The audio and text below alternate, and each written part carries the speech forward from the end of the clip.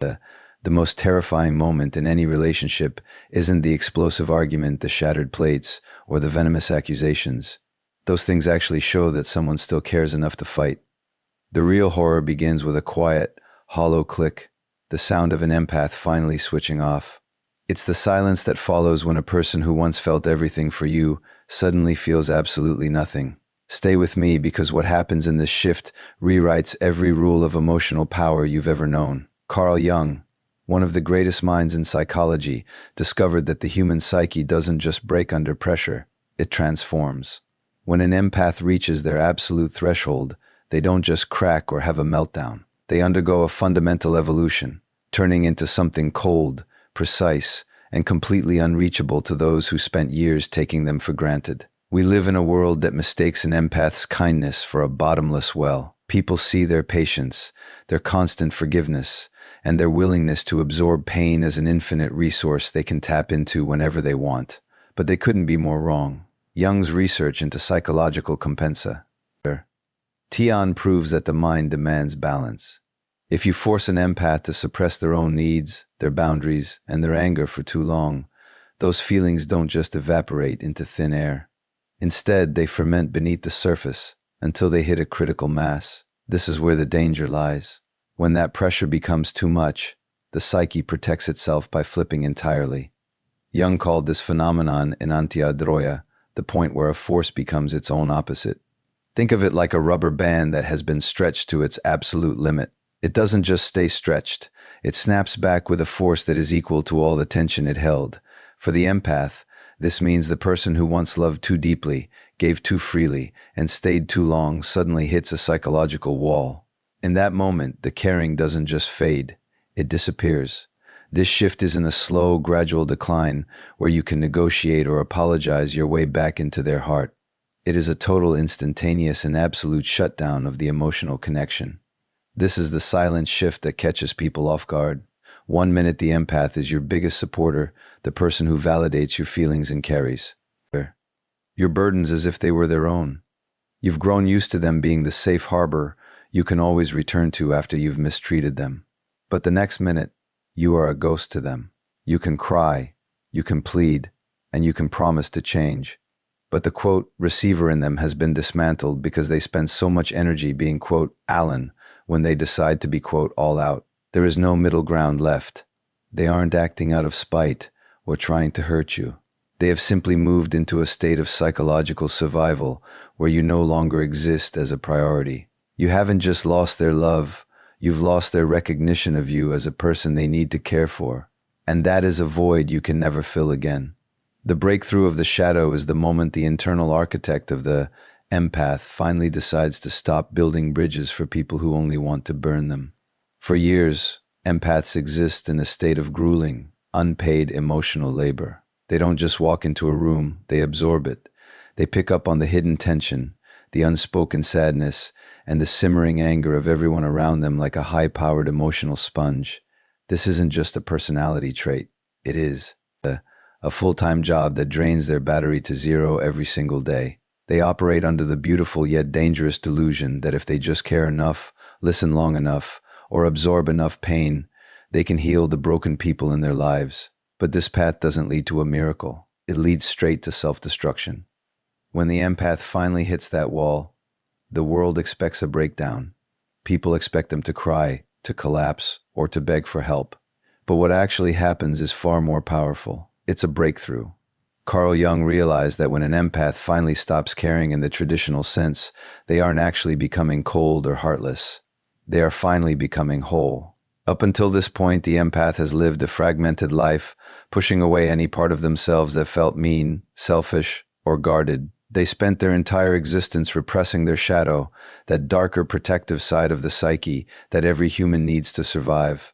The breakthrough happens when the empath stops running from their shadow and finally shakes its hand. Integrating the shadow is like finally installing a high-tech security system in a house that's been left wide open for years. This is the part of the soul that instinctively knows how to say a firm, unapologetic no. It is the part that can spot an emotional vampire. Those people who feed on your light without ever giving back from a mile away. The shadow understands a hard truth that the polite empath was too afraid to face. Not everyone deserves a seat at your table, and not everyone is entitled to the gold inside your heart. By embracing this darker side, the empath isn't turning into a villain. They are simply becoming a person with a spine. They are learning that being good does not mean being a doormat. This transition is the core of what Jung called individuation, the process of becoming who you were actually meant to be. In this stage, there comes a fork in the road where you must make a radical choice. You either choose the world or you choose yourself. For the empath, this choice feels like the ultimate betrayal. They have been conditioned by society, family, and toxic partners to believe that putting their own needs first is the definition of selfish. They've been taught that their only value lies in how much they can endure for others. But Jung exposed the lie in this logic. He argued that self-abstinence, Donment, denying your own needs to keep others happy, is actually the greatest act of violence you can commit against your own psyche. It is a slow-motion suicide of the soul. When an empath finally stops this cycle of internal violence, a miraculous shift occurs. They don't lose their ability to feel deeply, and they don't lose their compassion. Instead, they gain something they've never had before: ironclad boundaries. They stop being a sponge and start being a filter. They trade that infinite patience, which was really just a lack of self-respect, for what Jung terms psychological sovereignty. This means they are finally the rulers of their own internal kingdom. They no longer ask for permission to protect their peace. They don't negotiate with people who drain them. They have finally realized that their energy is a currency, and they are no longer handing it out for free to people who don't know its value. The shift into psychological immunity is the moment the fog finally clears, and it happens with the quiet precision of a key turning in a lock. For years, the empath has been pouring their life force, their time, and their sanity into a bottomless well, hoping that one day they will find a way out. The water would finally rise. They've been exhausted, drained, and desperate. But then, in a single unceremonious instant of clarity, they just stop. There is no grand explosion, no screaming match, and no dramatic exit. It is a silent internal no that changes the molecular structure of the relationship. They simply refuse to participate in their own diminishment any longer. They realize that the well isn't just empty, it's broken, and no amount of pouring will ever fix it. This is exactly where the situation becomes chilling for the manipulator. You see, a manipulator's entire playbook relies on two specific hooks: guilt and hope. They keep the empath tethered by making them feel responsible for the manipulator's happiness, or by feeding them just enough hope that things will get better if only the empath tries harder. It's a psychological leash that is held firm for years. But the moment the empath reaches true emotional detachment, they develop what can only be described as psychological immunity. It's as if they've been vaccinated against the very tactics that used to destroy them. Suddenly, the guilt trips that used to cause sleepless nights don't even register. The accusations of being selfish or cold no longer sting. They just sound like background noise. When this immunity sets in, the manipulator's most powerful weapons become completely useless. The love bombing, those grand fake gestures of affection meant to suck the empath back in, suddenly looks transparent and desperate. The empath sees the strings behind the puppet show. They aren't looking through the eyes of a victim anymore. They are looking through the eyes of a witness.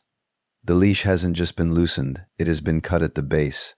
The manipulator will often try to pull harder, using every trick in the book to spark a reaction, but they find themselves pulling on thin air. The emotional hook that used to live inside the empath's chest has been removed, leaving nowhere for the manipulator to latch onto. What makes an awakened empath truly untouchable is that they are no longer operating from a place of bitterness or revenge. Bitterness is still a form of connection. It's a hot emotion that keeps you tied to the person you hate. But the awakened empath has moved past that into radical acceptance. They don't hate you. Hating you would take too much energy. Instead, they simply see you accurate. Ely, for the first time in the history of the relationship, the distortion of hope has vanished. For years, they didn't see who you actually were. They saw your potential or the person they hoped you would become. Now that filter is gone. They see the patterns, the lies, and the lack of empathy with clinical haunting clarity. In this state of radical acceptance, the empath finally drops the heavy burden of trying to fix or save you. They have removed the filter of compassion that used to excuse your worst behaviors. They no longer believe the lie that their love is a magic wand that can heal someone who refuses to do the work themselves. They see the relationship without the roseted delusion, and they realize that there is nothing left to fight for because there was never a real partnership to begin with. In that moment of absolute clarity, the manipulator loses every single ounce of leverage they ever possessed.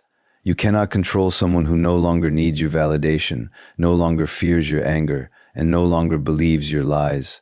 The game is over because the empath has finally realized they were the only ones playing for keeps. The power of indifference is the final stage of an empath's evolution, and it is the most formidable position a human being can occupy in any relationship.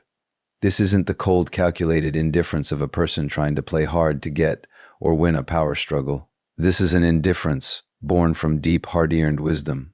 When an empath finally stops caring, they don't transform into a villain or become cruel.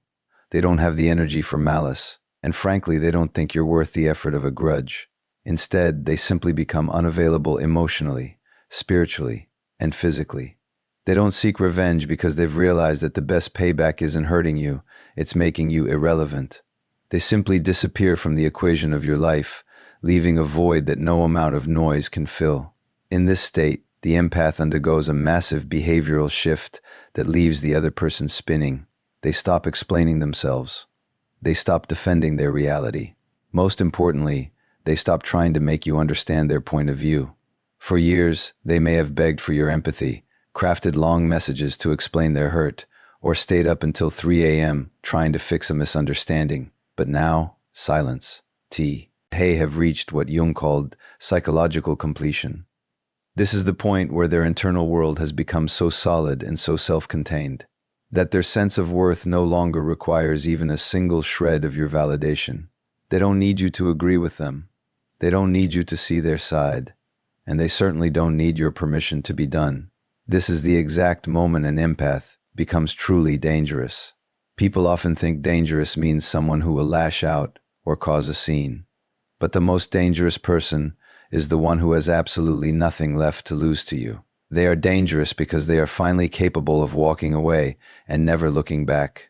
There is no apology grand enough to reach them anymore because they no longer value the words coming out of your mouth. There is no promise of things will be different this time that can pull them back into the cycle because they've finally seen the blueprint of the trap.